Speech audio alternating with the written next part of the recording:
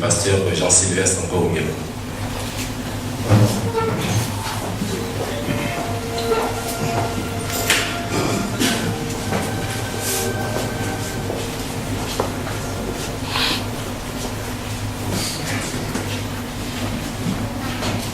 Bonsoir.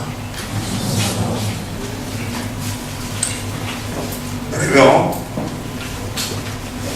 chers parents et amis, chers lauréats,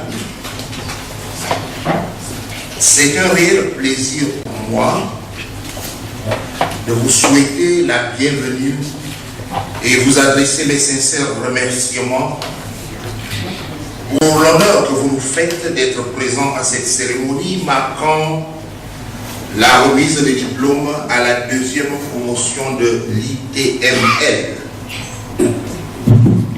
Que Dieu soit loué pour ces moments.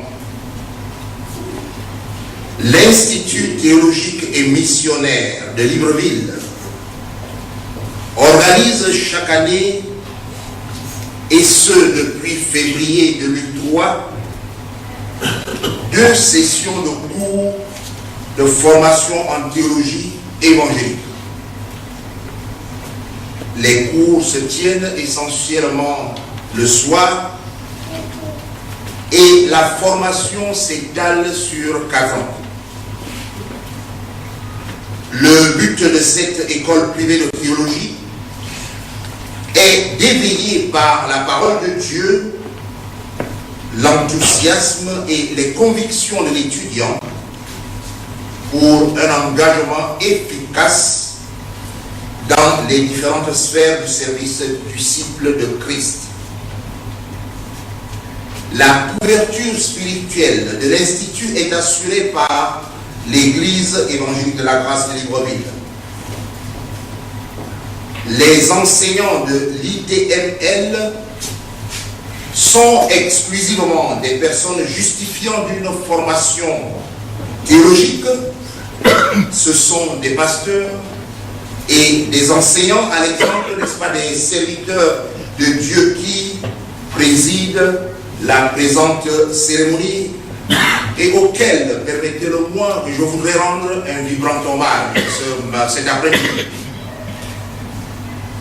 Vous avez le révérend Basile Guéma-Allo, qui est le directeur de l'école de théologie protestante au Vendo, un homme que j'ai appris à connaître et à qui je voudrais dire merci, n'est-ce pas, cet après-midi d'avoir accepté de co-présider la présente cérémonie. J'aimerais, n'est-ce pas, qu'on acclame Dieu pour cet homme.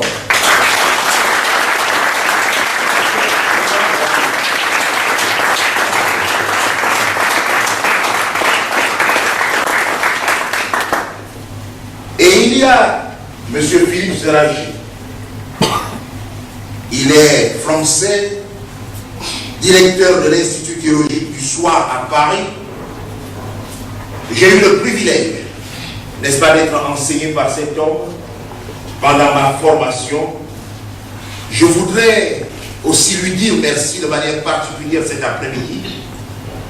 Philippe Zeragi, si vous voulez bien vous lever, afin qu'on acclame Dieu pour votre...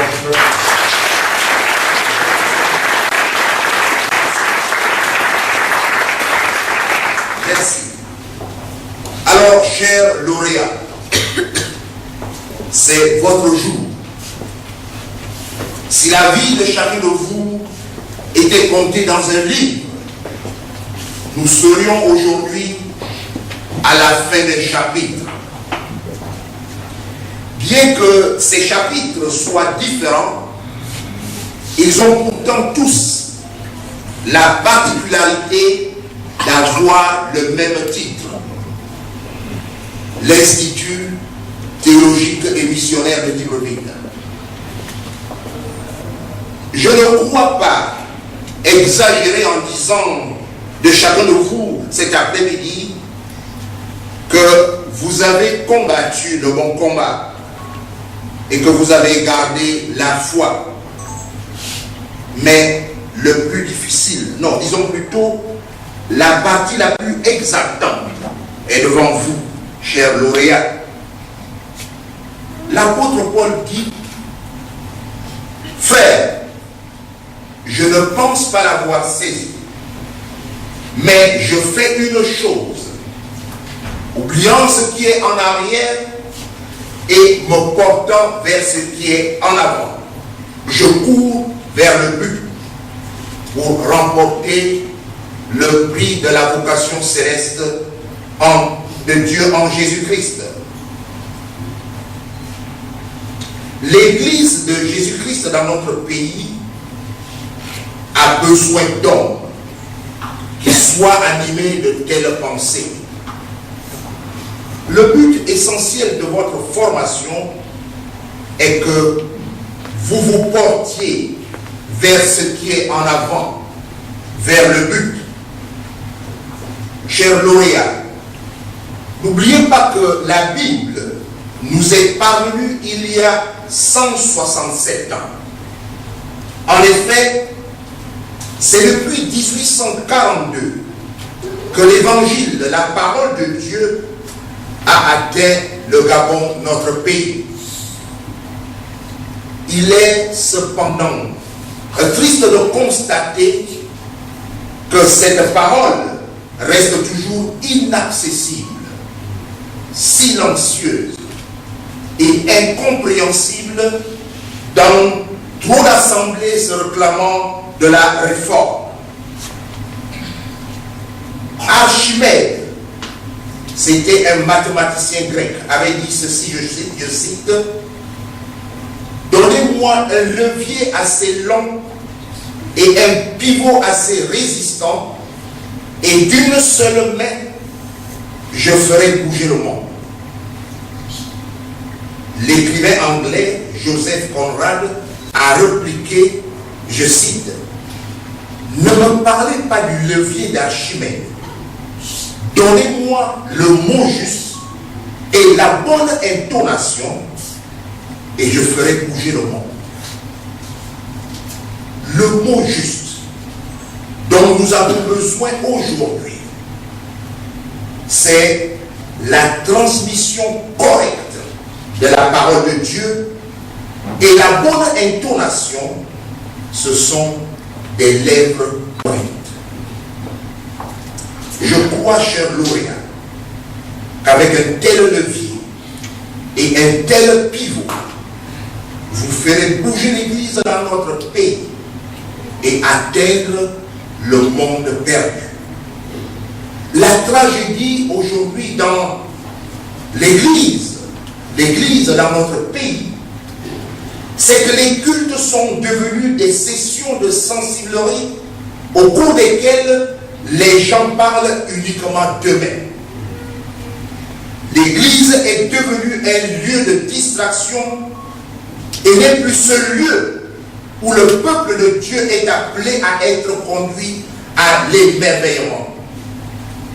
La cause de cet état de choses est en grande partie liée au manque de formation théologique de plusieurs de ceux qui se tiennent derrière les chairs et de ceux-là qui ont le devoir d'animer les différentes réunions d'église. Recevoir le parchemin cet après-midi, chers lauréats, ce n'est pas une fin en soi. Le plus difficile est devant vous. Plaire à Dieu ou plaire aux hommes, c'est le choix qu'il va vous falloir faire chaque fois. Votre tâche est de transmettre fidèlement l'évangile de la grâce de Dieu. Nous sommes appelés à cette proclamation.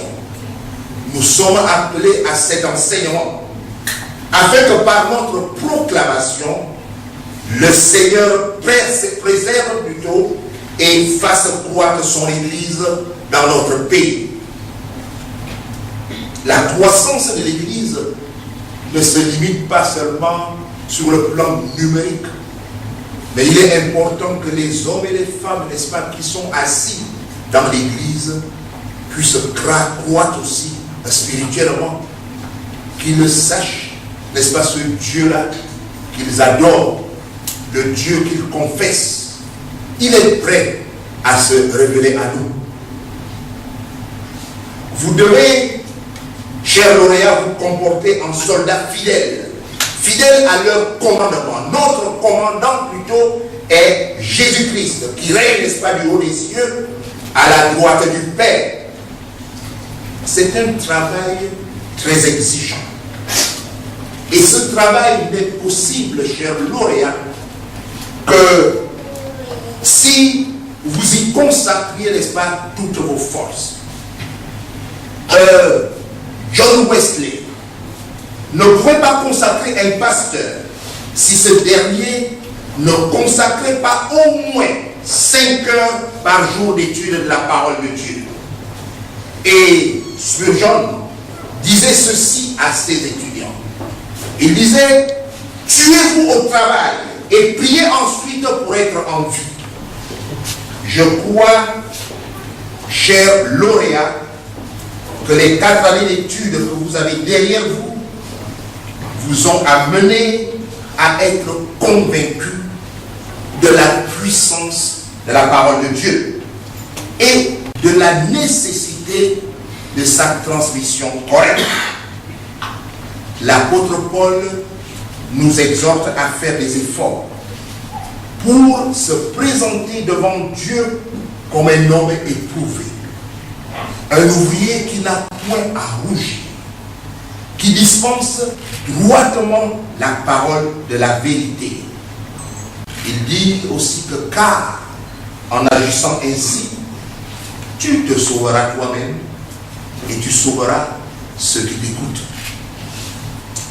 Chers lauréats, je vais terminer en vous disant ceci. Soyez engagés pour que la parole de vérité retrouve sa place de choix dans l'Église, dans nos rencontres chrétiennes et surtout aussi au sein de nos familles, à la loi et au témoignage. Si l'on ne parle pas ainsi, dit la parole de Dieu, il y aura moins d'aurore pour le peuple de Dieu. Que notre Seigneur Jésus-Christ vous accompagne dans cette merveilleuse et exaltante, n'est-ce pas, aventure, c'est-à-dire servir Dieu, servir l'Église. Je vous remercie.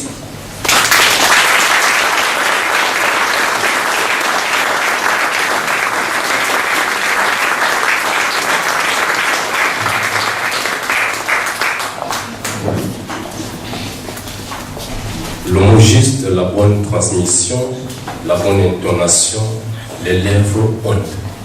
Nous allons demander un cantique aux musiciens.